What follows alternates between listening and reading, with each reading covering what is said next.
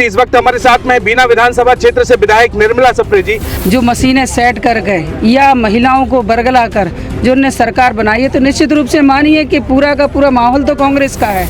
तो आपको लग रहा है कि मोदी की गारंटी जनता के सामने धराशायी होगी क्या? जो मोदी की जो गारंटी थी कि हम महिलाओं को 3,000 रुपये देंगे, 450 रुपये में सिलेंडर देंगे, युवाओं को रोजगार देंगे, किसान भाइयों को 2700 रुपये की गेहूं की खरीदी का मूल्य देंगे, धान के लिए 3100 रुपये देंगे।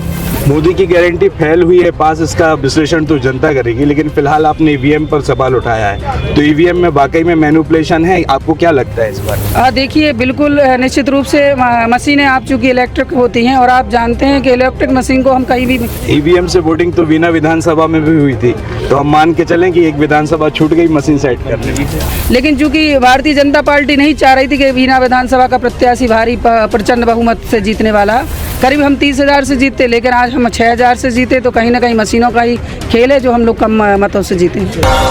कहते हैं कि बारिश की बूंद भले ही छोटी होती है, लेकिन उनका लगातार बरसना बड़ी नदियों के बहाव का कारण बन जाता है। नमस्कार, मैं हूं आपके साथ में भूपेंद्र सिंह और आप रिपब्लिक सागर मीडिया के साथ में हैं। मध्य प्रदेश में जब 2023 में विधानसभा चुनाव हुए थे, उस समय सागर जिले की 8 विधानसभा सीट थी और 8 विधानसभा सीटों में से बीना विधानसभा क्षेत्र से महिला प्रत्याशी निर्मला सप्रे जी यहां से चुनाव जीती थी। इस वक्त हमारे साथ में बीना विधानसभा क्षेत्र से विधायक निर्मला सप्रे जी। मैडम, बहुत बहुत स्वागत है आपका हमारे चैनल में। धन्यवाद।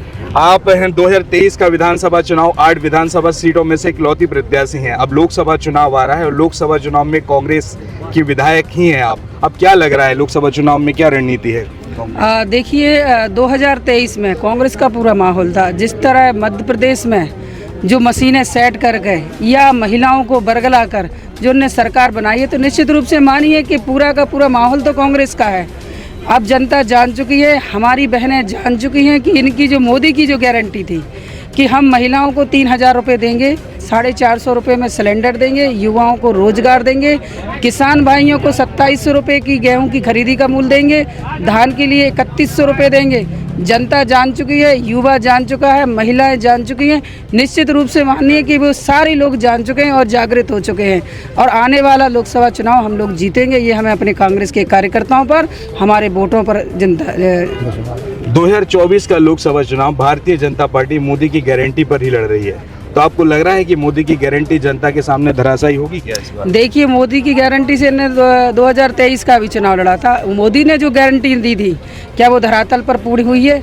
जनता जानती है कि मोदी की गारंटी टोटल फुल होने वाली है और पहले हो चुकी है।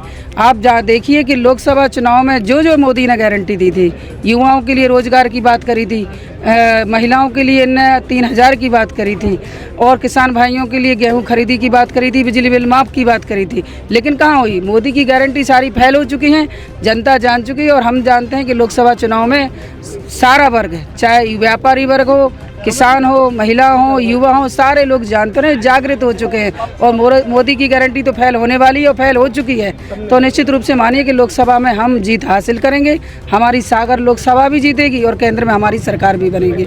मोदी की गारंटी फेल हुई है पास, इसका विश्लेषण तो जनता करेगी, लेकिन फिलहाल आपने ईवीएम पर सवाल उठाया है, तो ईवीएम में वाकई में मैनिपुलेशन है, आपको क्या लगता है इस बार? देखिए, बिल्कुल निश्चित रूप से मशीनें आप चूँकि इलेक्ट्रिक होती हैं और आप जानते हैं कि इलेक्ट्रिक मशीन को हम कहीं भी रिमोट द्वारा उसको कंट्रोल कर सकते हैं और कैसे भी कुछ कर सकते हैं। तो निश्चित रूप से मानिए आप कि इलेक्ट्रिक मशीन है, मशीनों के द्वारा हमारी कांग्रेस पार्टी ने शुरू में भी इसके लिए कहा कि जहां अमेरिका जैसा जिसने मशीनें बनाई थी, वहां पर आज बैलेट पेपर से मतदान होता है, तो फिर भारत में भी होना चाहिए, ये हमारा रहता है। तो मशीनें निश्चित रूप से मानिए कि जनता, आज भी आप जाइए ग्रामीण क्षेत्र में जाइए, हमने भी जाती हूँ, मैं भी देखती हूँ, मैं वोटरों से बात करती हूँ।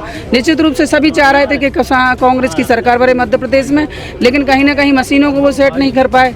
तो निश्चित रूप से मानिए कि ये मशीनें हैं, कहीं भी कुछ हो सकता है। ईवीएम से वोटिंग तो बिना विधानसभा में भी हुई थी, तो हम मान के चलें कि एक विधानसभा छूट गई मशीन सेट करने में। नहीं, हम तो माने कि बिना विधानसभा में भी इलेक्ट्रिक मशीनें थी, लेकिन चूंकि भारतीय जनता पार्टी नहीं चाह रही थी कि बिना विधानसभा का प्रत्याशी भारी प्रचंड बहुमत से जीतने वाला, करीब हम 30,000 से जीते, लेकिन आज हम 6,000 से जीते, तो कहीं ना कहीं मशीनों का ही खेल है जो हम लोग कम मतों से जीते। रिपब्लिक सागर मीडिया को सब्सक्राइब अवश्य करें और आप हमारी आने वाली सभी वीडियो को देखना चाहते हैं तो आपको उसके लिए घंटी जरूर दबानी पड़ेगी ताकि आपको सभी वीडियो की नोटिफिकेशन समय समय पर मिलती रहे। रिपब्लिक सागर मीडिया पर जो भी वीडियो आएगा वह सच की कसौटी पर कसकर ही आएगा।